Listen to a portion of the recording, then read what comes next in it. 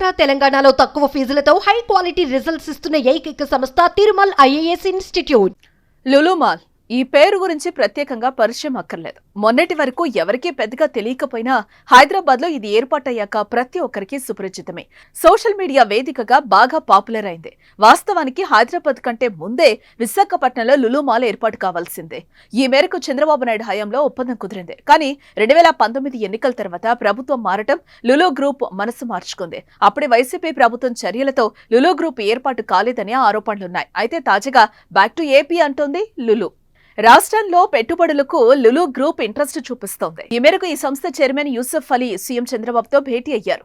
ఇరువురి మధ్య చర్చలు సత్ఫలితాలనిచ్చాయి. దీంతో విశాఖలో మాల్, మల్టీప్లెక్స్, విజయవాడ, తిరుపతిలో హైపర్ మార్కెట్, మల్టీప్లెక్స్ నిర్మించే అంశంపై సానుకూలంగా చర్చలు జరిగాయి. దీంతో ఈ 3 నగరాల్లో లులు తన వ్యాపారాన్ని త్వరలోనే ప్రారంభించే అవకాశం కనిపిస్తోంది.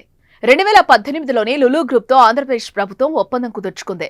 2200 కోట్ల పెట్టుబడితో విశాఖలో షాపింగ్ మాల్, 5000 సీట్ల సామర్థ్యంతో అంతర్జాతీయ స్థాయి కన్వెన్షన్ కేంద్రం, 5 నక్షత్రాల హోటల్ నిర్మాణంతో 10,000 మందికి ఉపాధి కల్పించే లక్ష్యంతో ముందుకొచ్చింది. 13.83 ఎకరాల భూములను కేటాయించడంతో లులు గ్రూప్ డిజైన్లు తయారు చేయించింది. ప్రాజెక్టుకు శంకుస్థాపన కూడా చేసింది. అయితే 2019లో వైసీపీ సర్కార్ ఎంట్రీతో సీన్ అంతా మారిపోయింది.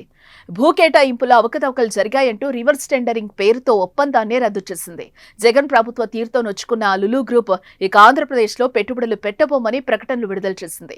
వెంటనే తెలంగాణ, తమిళనాడు, ఉత్తరప్రదేశ్, కేరళ సహా వివిధ రాష్ట్రాలు ఆహ్వానించడంతో అక్కడకు వెళ్లిపోయింది. తెలంగాణ, తమిళనాడులో 3,500 కోట్ల చొప్పున పెట్టుబడులతో ప్రాజెక్టులు ప్రారంభించింది.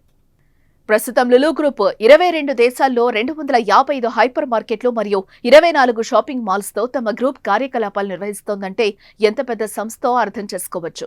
ప్రస్తుతం దేశంలో కొచ్చి, బెంగళూరు, తిరువనంతపురం, లక్నో, త్రిశూర్, హైదరాబాద్, పాలక్కాడ్ వంటి ప్రముఖ నగరాల్లో ఉన్న లులు ఇప్పుడు ఏపీలో కూడా భాగం కానుంది. ఏపీలో లులు పెట్టుబడులు పెడితే వేలాది మంది ఉపాధి దొరకడంతో పాటు రాష్ట్రానికి కూడా మంచి జరిగే అవకాశం ఉంది. గతంలో వెనక్కు వెళ్లిపోయినా మళ్లీ తిరిగి రావడం శుభ పరిణామం.